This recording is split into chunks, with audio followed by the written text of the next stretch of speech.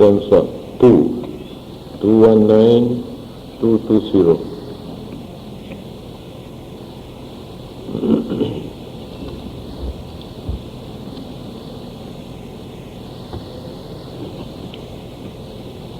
Kirapavasing purisang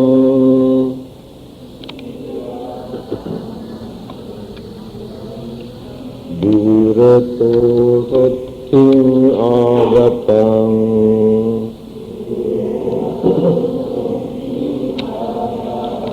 Nyati mitta suhajate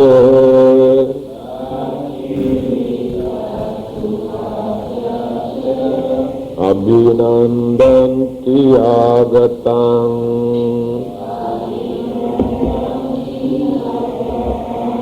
Tatheva katha punyampi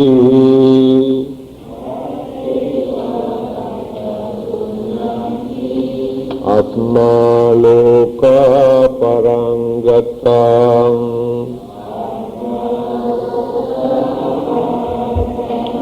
Punyani patigananti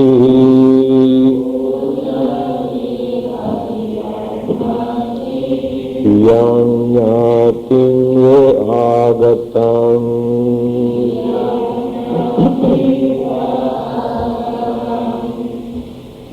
Kirat pavaking purisang Durato sotimagatang Nyati mitta suhajate Abhinandanti agatang Tatim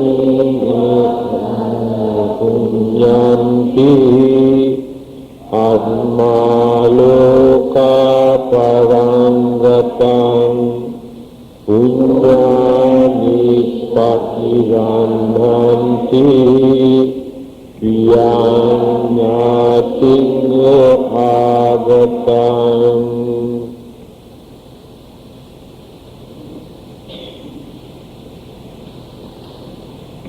A man long absent and returned safe from afar. His kinsmen, friends and well-wishers welcome on his arrival. Likewise, his good deeds will receive the well-doer who has gone from this world to the next, as kinsmen will receive a dear one on his return. I think easy to understand what the Buddha is going to tell us. Remember some of our relatives who have come home after a long time. All the relatives and friends and well-wishers welcome him and show their smiling face and greetings and welcoming, entertaining. In the same manner, Tatheva katha punyamhi, those who have accumulated good karma within this lifetime, after their departure, after their death, wherever that person goes for the existence again, just like those relatives and friends and well-wishers welcome the relatives, his own karma welcome, accommodate, entertain and provide all the facilities. So that is the meaning. That means wherever we go after our death, there is nobody else to support us. Not even father and mother or children. No one can help us. Even the Buddha also cannot help us, or God also cannot help us if we have not accumulated enough good karma. Because our lives are responsible and deserve, depend on our own karma. Life depends on our own karma. No any other external sources or persons to come and support us or disturb us, but our own karma.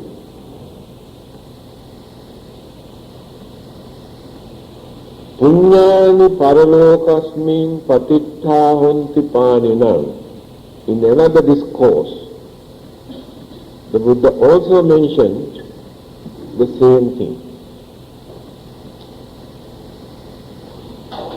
After our death, only our punya means good karma, only our good karma, patittha honti, support us. Nobody else can support us. So those who don't like to suffer after they are dead, act wisely by thinking about their destiny, their future life, without spending all the good merits and enjoying life by disregarding the next existence. Many people have no such ideas. Just go on enjoying their life in worldly way, indulging their senses, at the same time also by adopting certain immoral or indecent or harmful attitudes. So what will happen to them? They never think. Because they must know this is not the end of their life. It is impossible to stop this, whether they believe or not. It is natural. Dhammo have rakhati dhammachari. In other sayings, those who live in accordance with the dharma. Dharma means noble life, harmless life, respectable life. That is called dhamma. Later,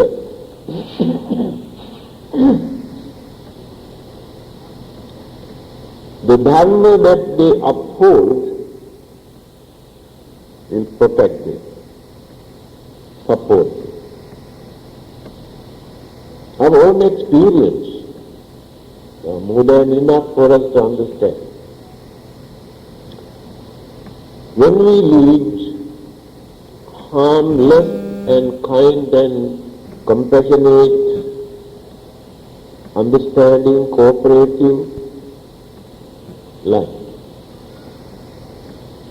can see how many people show their cooperation, attention and friendship, goodwill. That is called the Dharma will protect. The good qualities that I have cultivated, in return, I experience the good effect. So there will be many who like to come and help when we are in trouble. If they have led a harmless and peaceful and respectable life, that is Dharma. There will be many.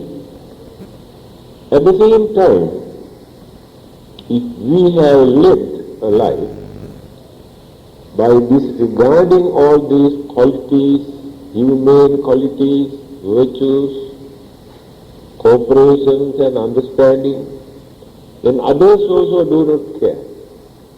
No sympathy, no cooperation, no support from them. Because we did not follow the Dharma. Whether we have a religion or not, it is immaterial. Because Dharma is common. It is a universal law. So every religion follows this Dharma by giving different labels.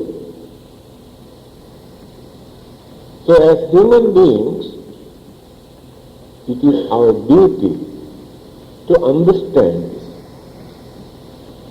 how to live as real human beings,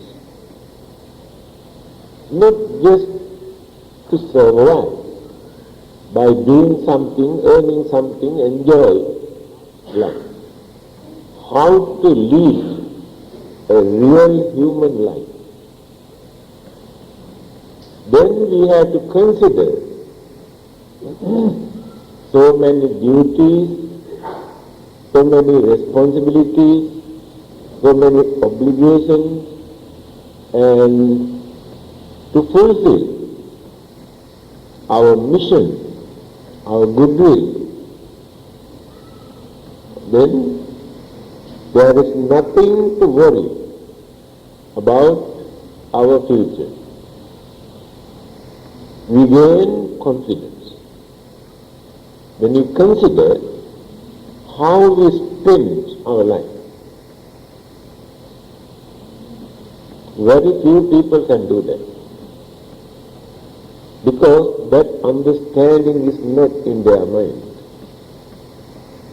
They need immediate result to enjoy their life. They cannot wait.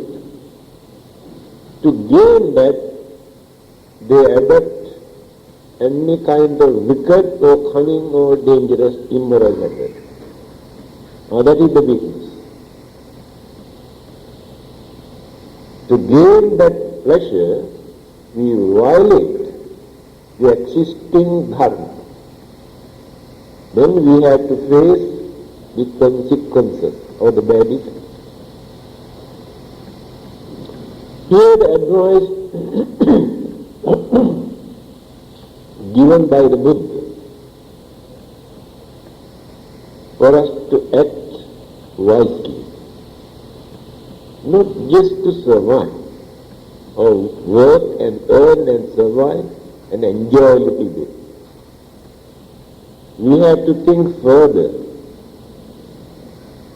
to find out what are the human values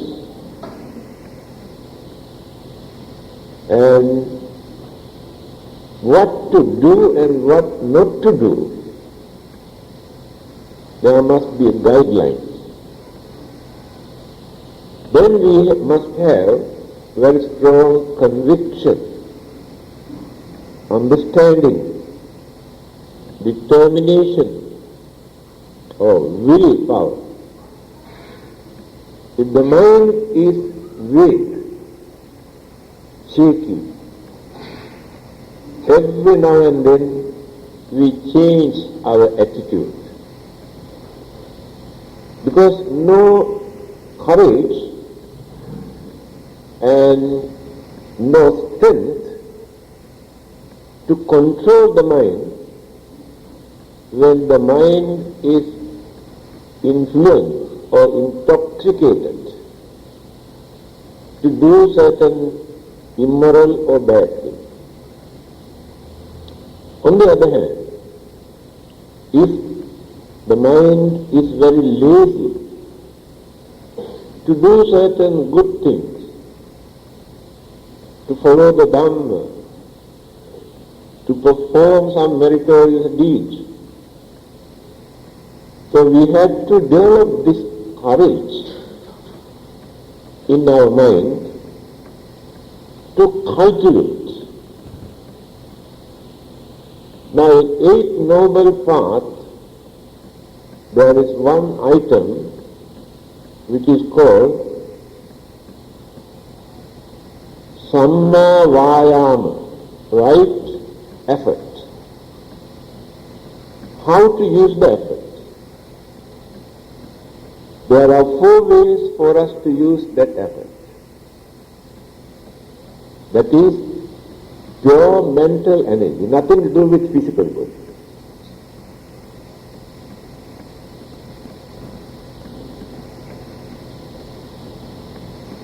When we introspect,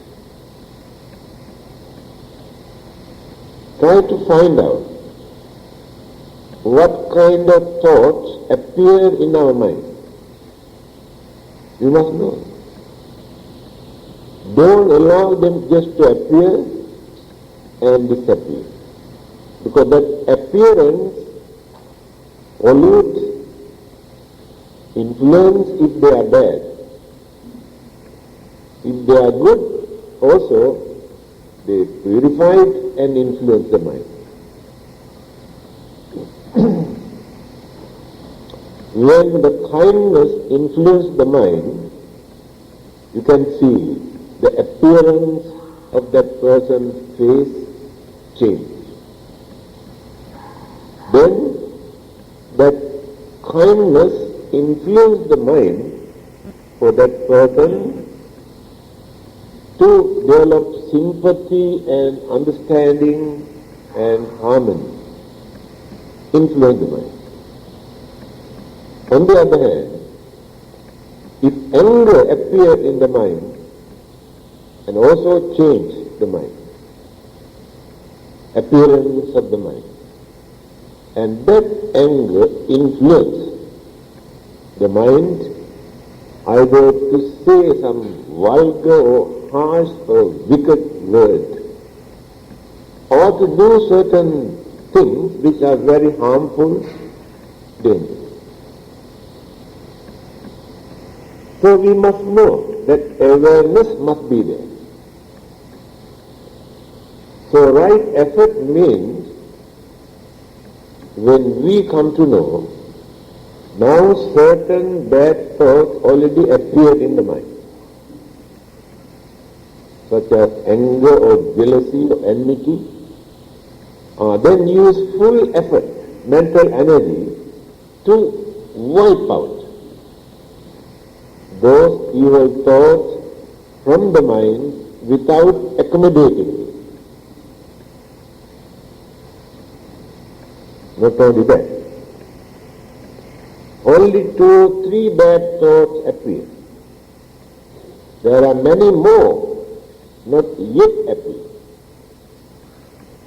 So without allowing some other evil thoughts also to appear in the mind, guard your mind,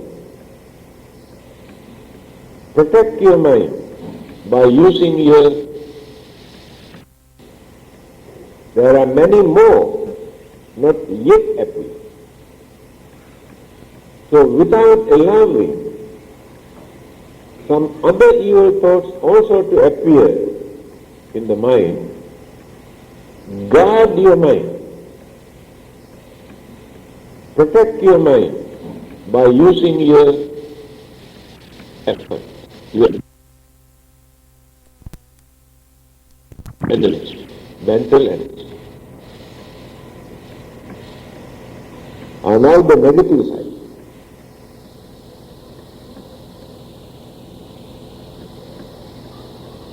Negative or positive? Just now I explained which one, negative or positive?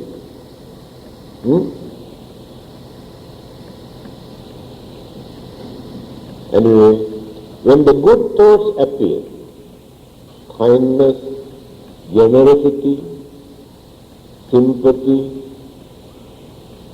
then some good thoughts already appear in the mind. Don't allow them to disappear immediately. Because the nature of the mind is such, when ideas appear in the mind, it goes up like waves. Then again immediately goes down.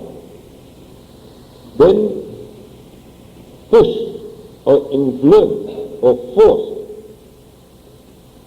again to goes up like waves.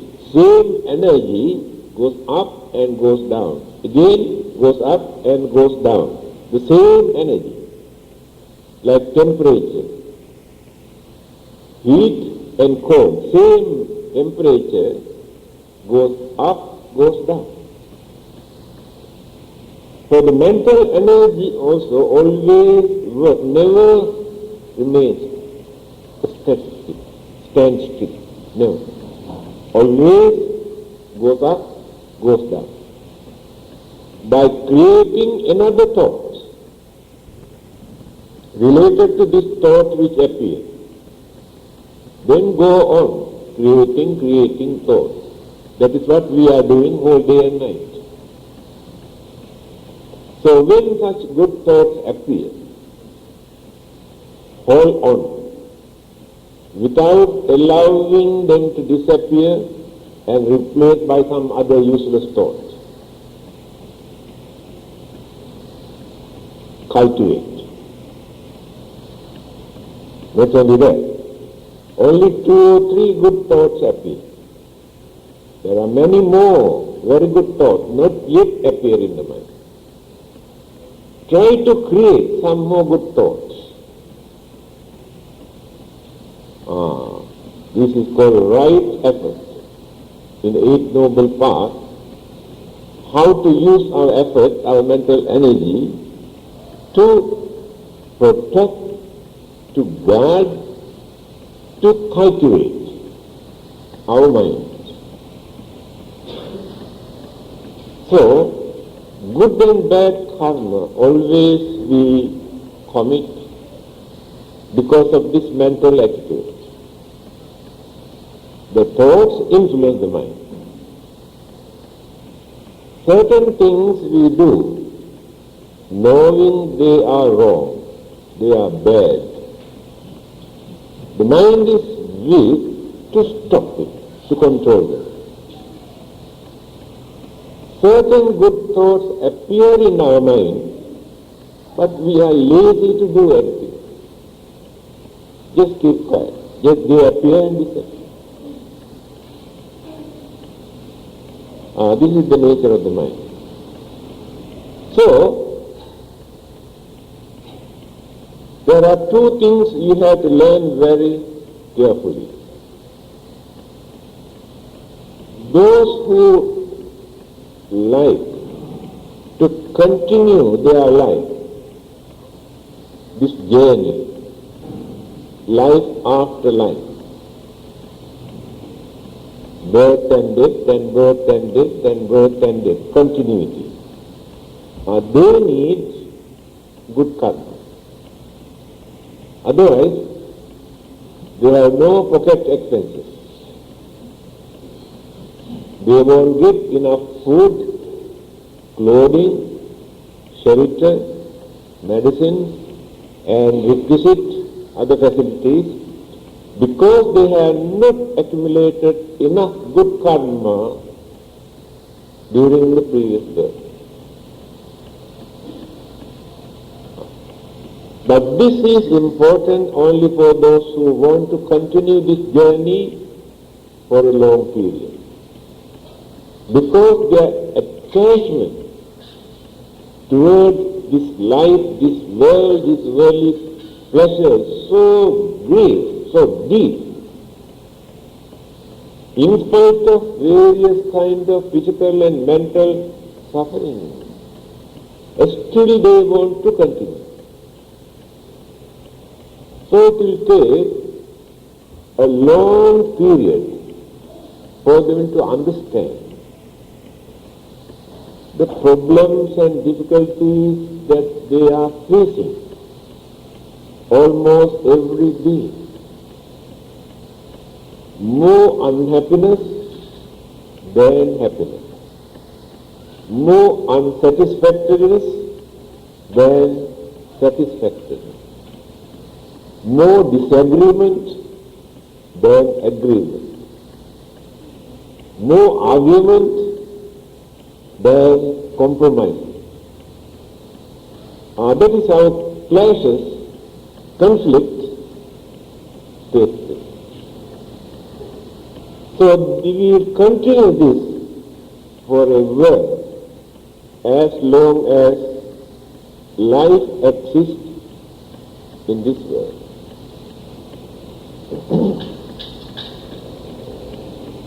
If they have not accumulated enough good karma, they have to face enormous shortcomings, difficulties and problems.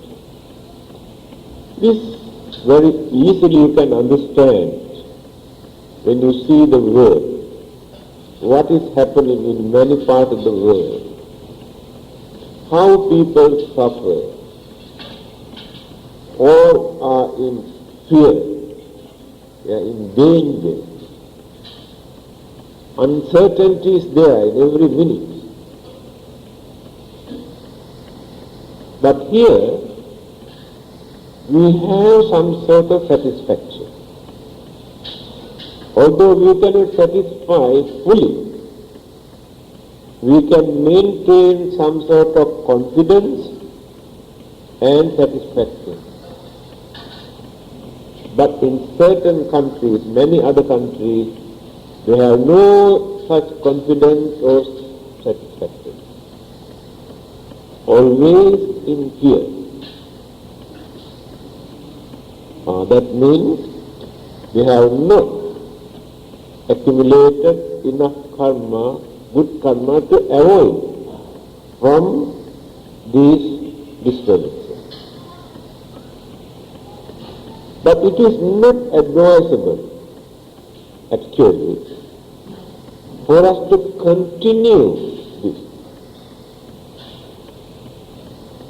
Although occasionally we gain some sort of satisfaction, we gain enough requisite for our needs, but next moment again change our way of life. Worldly conditions are like that. Although we are good, we don't harm others, we don't disturb others, but worldly condition, situation is such, always disturbances come to us. And there is another important point that we have to think. When we are going to do some good work, good deeds, when we are trying to lead harmless, peaceful life, although we get support from certain people, there are so many obstructions, hindrances, difficulties, because we are going against the worldly condition. Wicked world, selfish world, cruel world. So when we try to break these energies, we have to face some difficulties. It is like swimming against the current of a river. It is very easy to swim by following the flow, but to swim against the current is very difficult. All you see? So being good in this wicked world, selfish world, among those narrow-minded people, we have to face so many problems. You must understand. So we should not get fed up by knowing this situation. You must have more courage and understand. Now let us take the life of the Buddha. He was the most compassionate or kind-hearted, honest, enlightened person, so holy and sacred, who has supreme wisdom, who has dedicated everything for the sake of others, to serve others, who renounced his kingdom, his family, his worldly pleasure for the sake of others. Even then, how many problems and troubles and disturbances and difficulties he had to come across. How many people have become enemies because they cannot agree with his way of life, entirely different.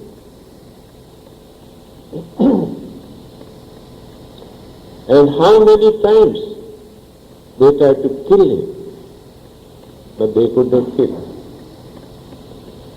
And how many allegations to create bad reputation. People have created stories to spoil his name. And how many people scolded his face using dirty, vulgar words.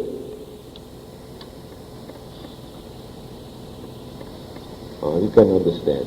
This is the nature of the world. So one day, when people were scolding Buddha and his disciple, Ananda told him, why not we go somewhere else? We cannot tolerate what these people say, how they scold us. Then the Buddha said, all right, to avoid these disturbances, we can go to another place. And what guarantee is there that there won't be any disturbances there? Is there any guarantee? No. Then we can go to another place. Ananda said, right. From there we can go to another place. Is there any guarantee that there won't be any problem in that place also? No. In that case, running away from the battlefield is not the solution. We must have courage and knowledge and understanding to face, to challenge without running away. Aham nago sangame chapato patitanka. Then he said, and just like an elephant in the middle of two, what they call camps of fighting, shooting arrows, this camp and this side, divided into two. So, the arrows come from the both sides. But I don't want to run away from the battlefield. The purpose of my coming here, not to run away, but to settle this problem. To settle this problem, we must have courage, understanding, willpower, determination, because we know we are right. We have not done any harm to anybody. We have that confidence. That is enough to develop our courage and confidence. This is the Buddha's attitude. So when we are going to do some good work, we always come and complain, grumble. People criticize, people suspect, people pass remarks, and all sorts of things. Yes, it is natural. But if we know we are honest, that is enough for us.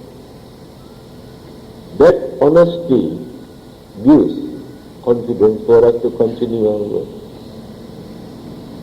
Now these are the humane qualities we have to cultivate. So just now I mentioned, those who want to continue their life for a long period in this samsara, grumbling and crying and worrying and fighting and quarreling and working and earning and enjoying and again crying, again fighting, and that is the nature. By realizing this situation, they determine to cut shorten the samsaric journey. So simply by accumulating merits again and again and again, we cannot cut short. We increase some more because we develop more craving. Then turn to the other side. What is that? Karma divided into two groups. Lokika, Lokottara.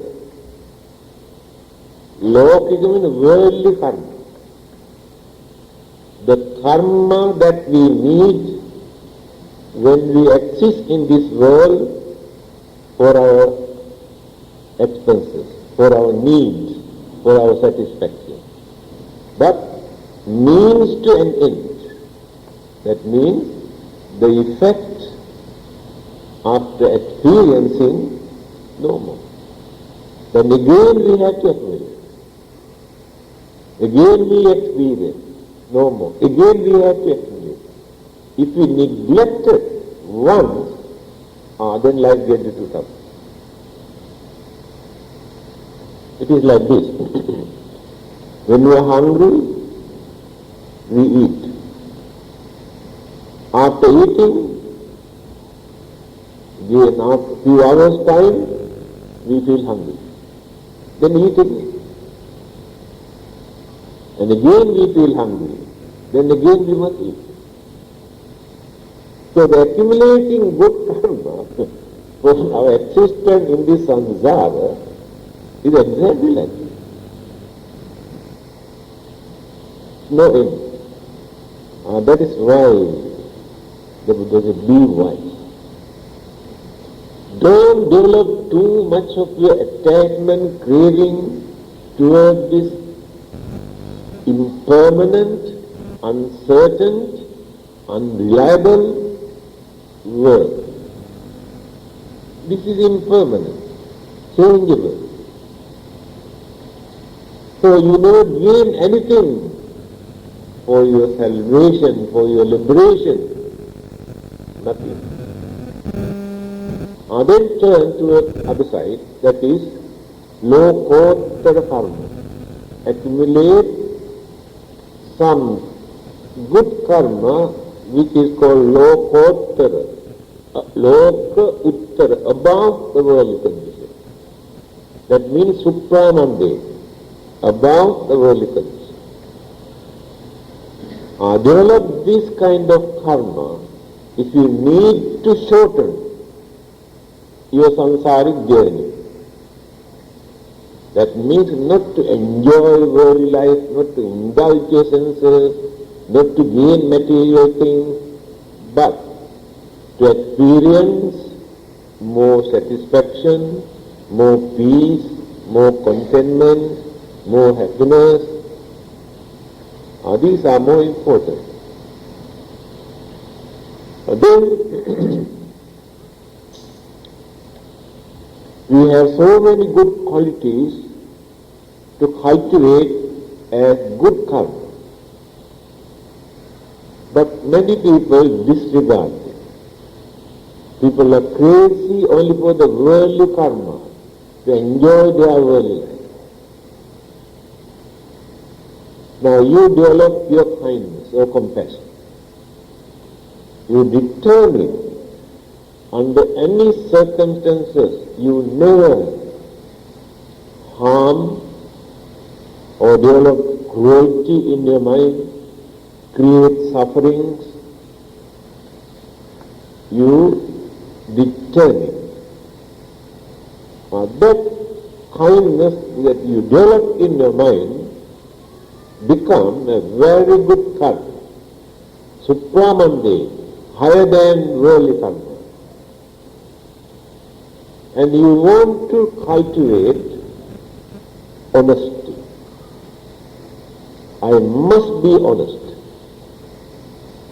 I never adopt any kind, what we call cunning, any cunning or selfish attitude.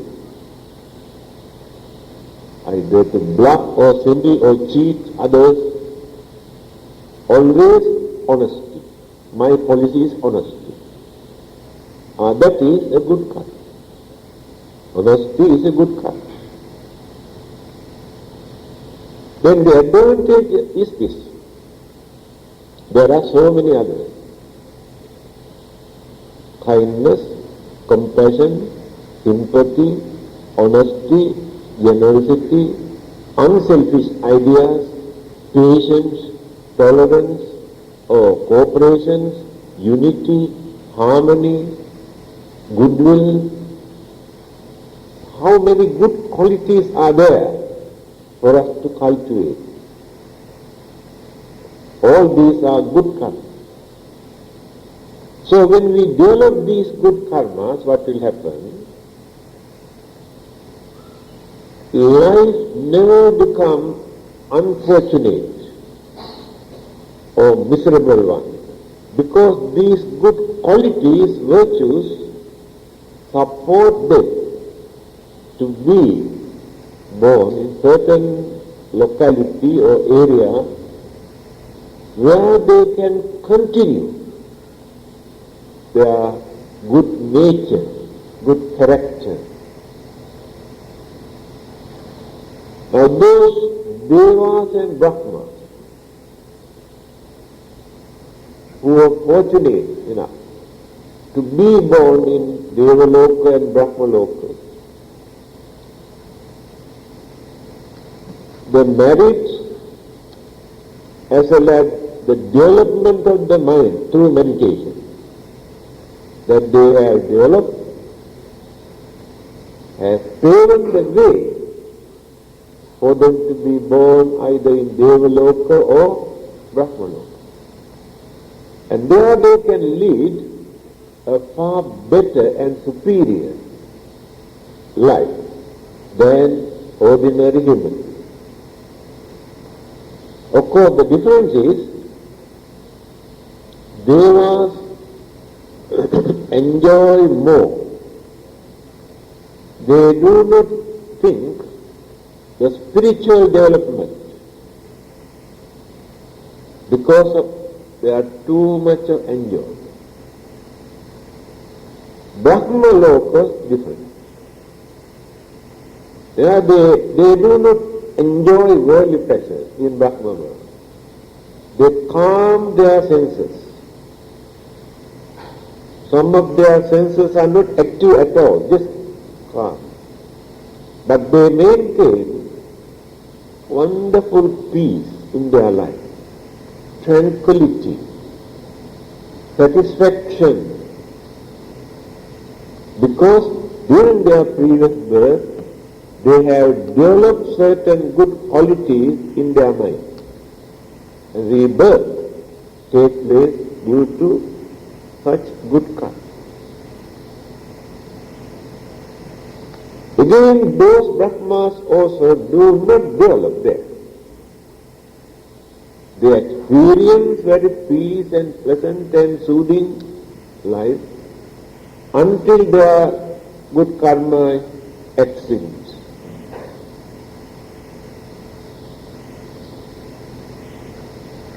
Those who are born as human beings, through the influence of this merit, they get these mental habits, what they have developed during their previous birth. Then, by nature,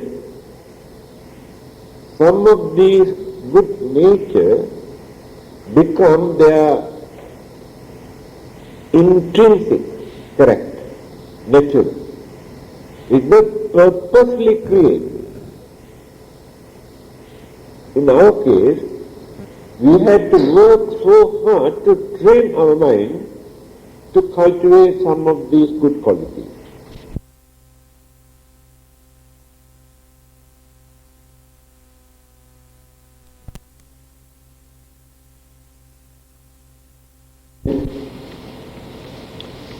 Very easily they can follow this.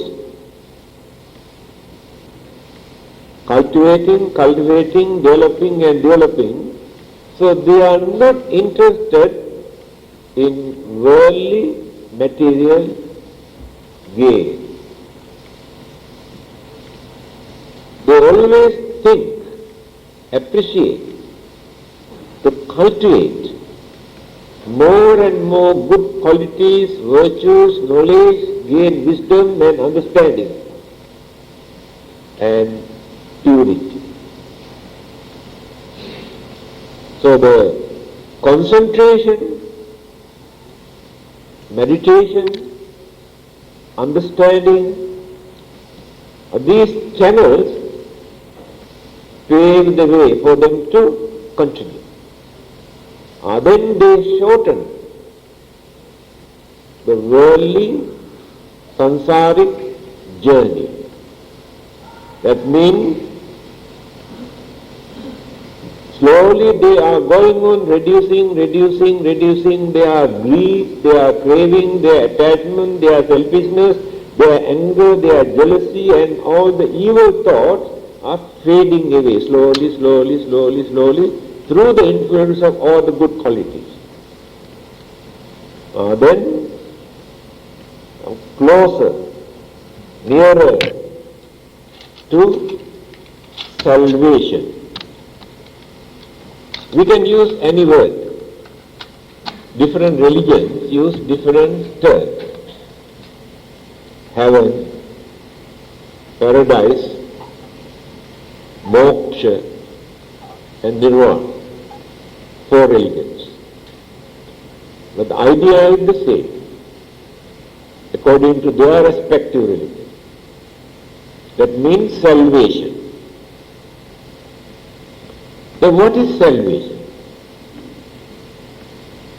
Salvation means liberation, freedom. By using this word, we indicate that we are not happy with this life. If we are happy with this life, why should we say salvation is somewhere else? Here no salvation, no liberation, no freedom. So every religion accepts there will be salvation for us. Otherwise, there is no meaning at all. Our existence never gives any purpose.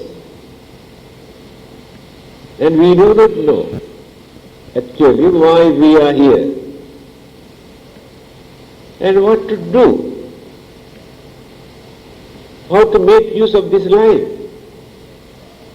no purpose to many people. But we cannot find our real purpose by thinking in a worldly way, worldly material gain, sensual satisfaction. We cannot gain the purpose. If there is any purpose in our life, that purpose is to find out our salvation, our liberation, our freedom. And then there's nobody to suffer, nobody to grumble, nobody to cry, nobody to fight. We'll be free from all these things.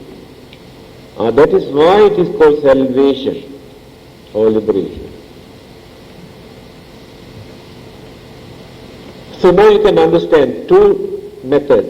Many people have not considered in this way.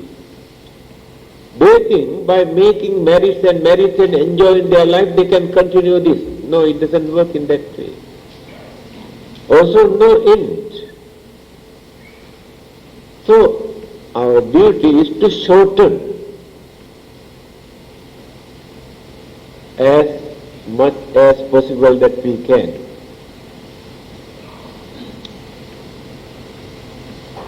Appakate manussesu yejana paragamido athayam itarapaja thiramevānudhavati. In another discourse, also in same Dhammapada. Earlier we have discussed this.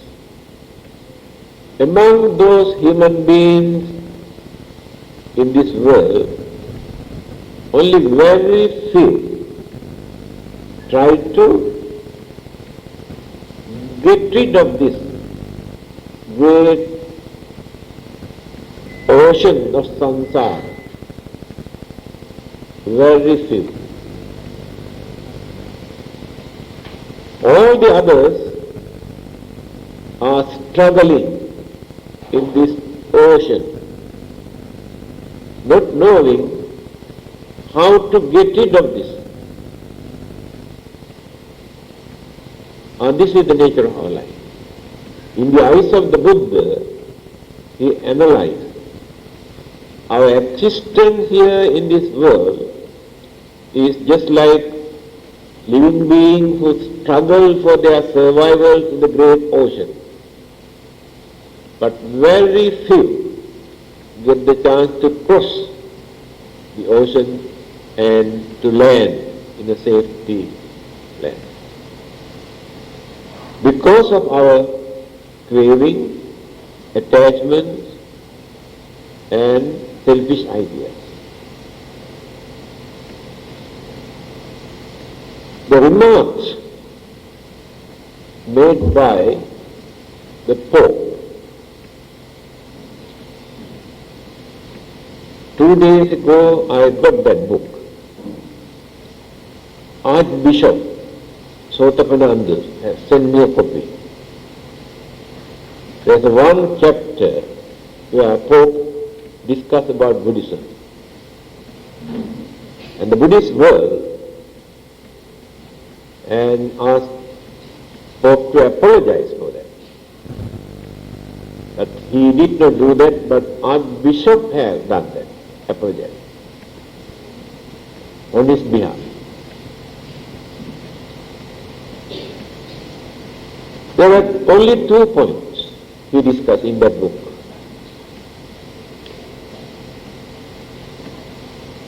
He says Buddhism is an atheism.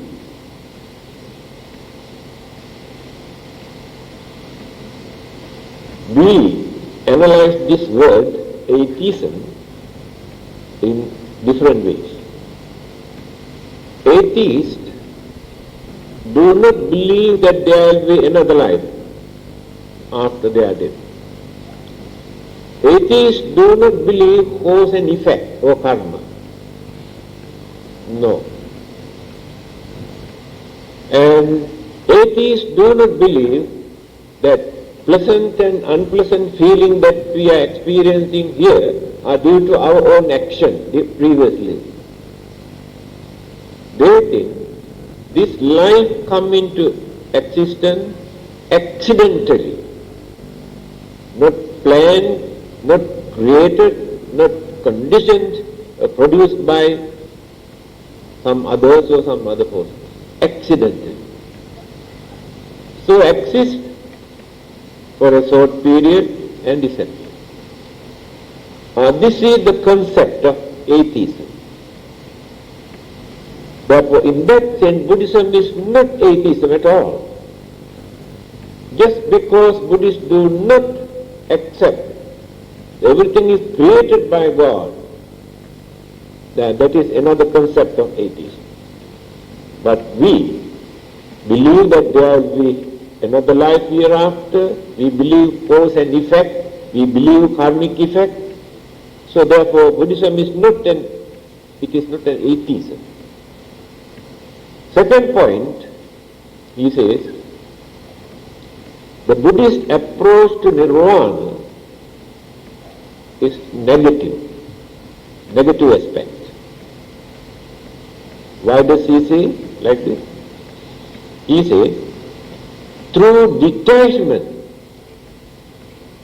by reducing craving, attachments and desire, Buddhists try to attain nirvana, their salvation.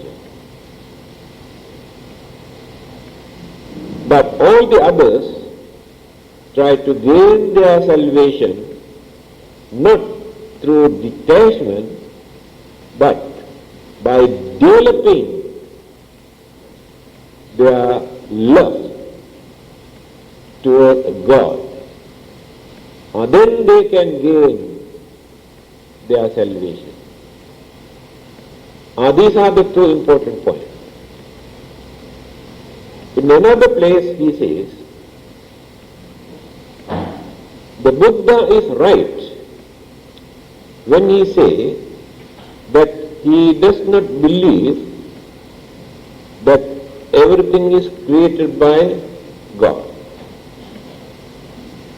But Buddha is wrong, he says, when he denied that we cannot gain our final salvation through the influence of creation. These are the 3 points. When you read the whole chapter, we can understand what is the motive for him to make such statement today. He noticed Buddhism spreading in the West to discourage, to show the weaknesses, loopholes in Buddhism. That is the reason. So there is no reason for us to get angry with him. That should not be the Buddhist attitude. Show our hostility or anger or challenges, but we can express our ideas. This is the Buddhist attitude. So we should not regard him as an enemy. He is a very kind-hearted and very understanding, very cooperative Pope. He always welcomed the monks and visit certain monks. When he visited Thailand and Dalai Lama, he met so many times, welcome, very good cooperation and understanding. But when they come to analyze certain doctrinal and philosophical differences, they are at liberty to express their views. We also have the same freedom to express our views. So it is not attacking or criticizing or condemning.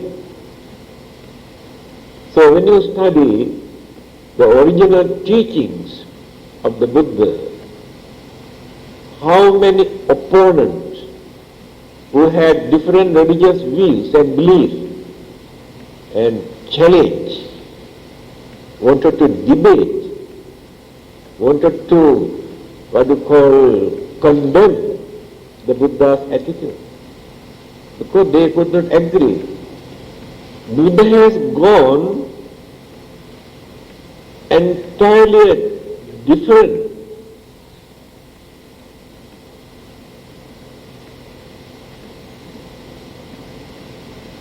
aspect in religious way of life. He did not follow the existing age-old belief and tradition. He has given very rational, practical, meaningful, universal message, not confined only to one particular country or India. That is why people in many parts of the world chosen, accepted only Buddhism, although there were many other powerful religions in India. But their way of religious life is confined only to Indian way of life. But to follow the teachings of the Buddha, it is not necessary to follow Indian way of life. You can have your independent, your cultural, your traditional way of life by appreciating, understanding, practicing the teachings of the Buddha. And there won't be any hindrances, obstruction for you to be good, to do good, standing by following your own culture, your own tradition, your own way of life. This you can find only in Buddhism.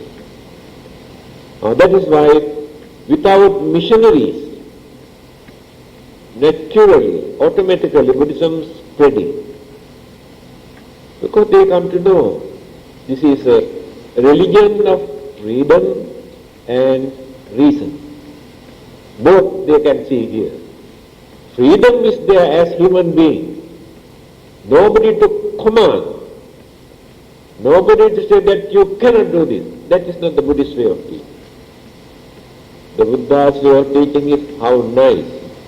If you can, keep away from this. If you do that, you can see the bad effect. You yourself can see the bad result. This is his way of teaching. No commandment, no order, no religious laws.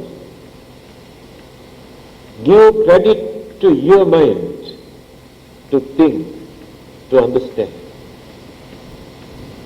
But others follow as order given by God or given by authority.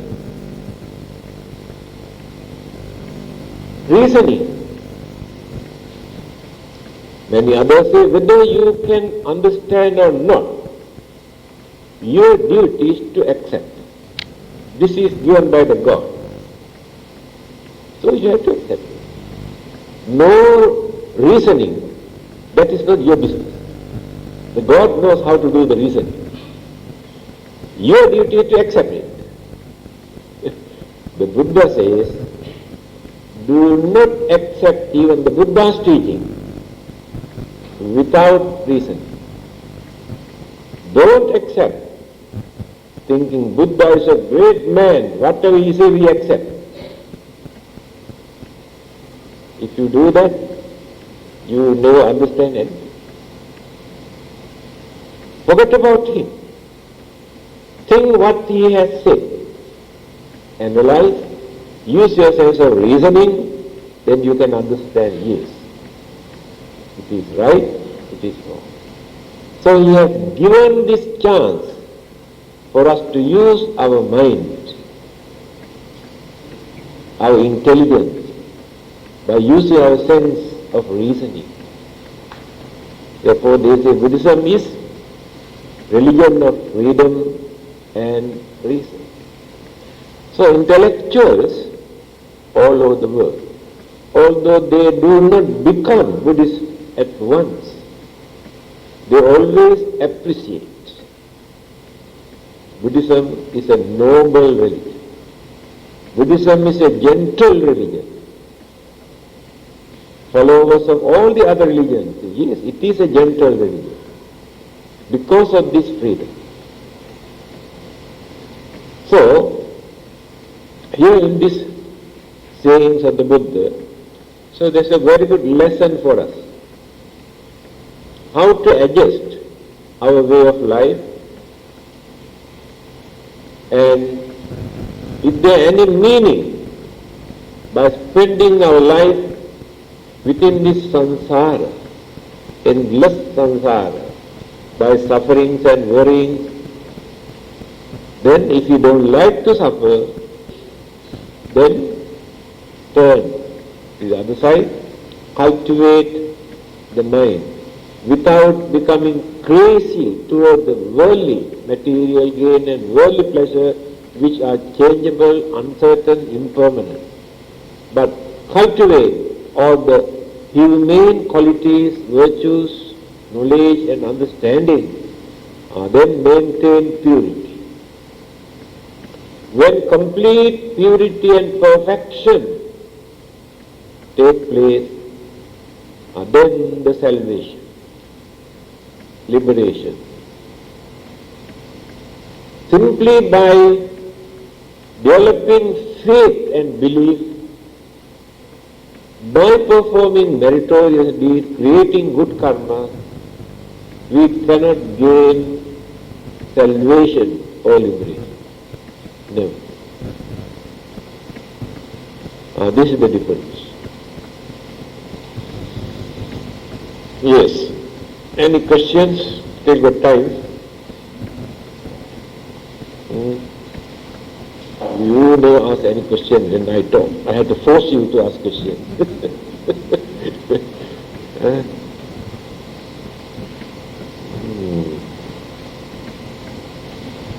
Oh yes. Mr. Boon Kokkin. Last Friday we announced there will be a Dhamma discussion group every Saturday, tomorrow. Just now he told me the time will be 3 to 4, I think. And those who are interested, he is trying to follow that book, Treasure of the Dhamma. Important passages, item by item, what you cannot understand simply by reading, discuss amongst the members, and if there is any difficulty you can approach me also, so that I try my best. Yes, Mr. Boone? Pardon? 3 to 5. You can adjust the time according to their convenience. So, anybody who would like to join, I think better to give the names to Mr. Boone tomorrow, every Saturday. Register.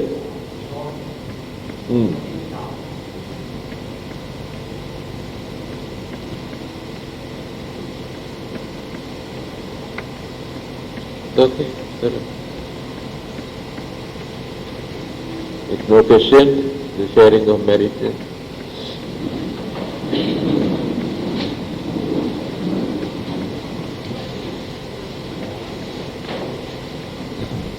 Okay. Imina punya kammena upajjaya gunuttara acari upakaraca